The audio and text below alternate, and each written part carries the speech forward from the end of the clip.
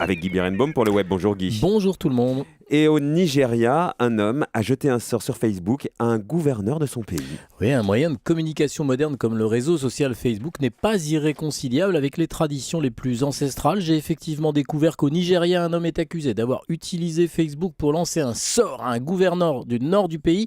Et Marc-Olivier, il est en prison à cause de cela. Ah oui, alors racontez-nous les détails de cette étrange histoire. Mouktar Ibrahim Aminou a été arrêté fin janvier dans l'état de Jigawa pour nuisance publique. Ce qui lui est reproché, c'est un message publié sur sa page Facebook le 18 janvier. Il y demandait sous forme d'incantation une sanction divine contre le gouverneur de l'État, Souley Lamido. Alors à quoi ressemblait son message ? Alors je vais psalmodier un peu. Allez-y. Oh Allah, détruis Souley Lamido et le reste de ses amis. Oh Allah, honte sur Souley Lamido et le reste de ses maudits amis. Oh Allah, maudit Souley Lamido et le reste de ses maudits amis. Oh Allah, atteins Souley Lamido et le reste de ses maudits amis. Oh Allah, inflige la pauvreté à Souley Lamido et au reste de ses maudits amis. Et il a été arrêté à cause de ça ? Oui, Marc-Olivier, d'après Sahara Reporters, Mokhtar croupit en prison jusqu'au 7 février, date où il devrait être jugé. Tout ça parce que le gouverneur a porté plainte.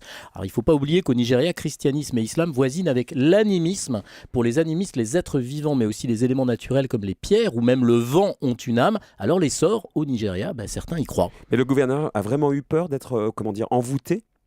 C'est un peu un prétexte, je ne crois pas qu'il y croit vraiment, je pense plutôt qu'il utilise cet alibi, cet artifice pour se débarrasser d'un opposant politique, parce que figurez-vous qu'il y a une élection présidentielle qui est prévue en avril au Nigeria. Et quelle réaction entraîne cette arrestation alors ? Campagne massive contre le gouverneur évidemment sur le web, on y recommande aux internautes nigérians de bombarder sa page Facebook de commentaires afin de le forcer à abandonner les poursuites contre le malheureux Mouktar. C'est une bonne idée, mais il y a mieux à faire, appliquer un proverbe nigérian venu du peuple des Aoussois. Ouais. Le silence, c'est le salut.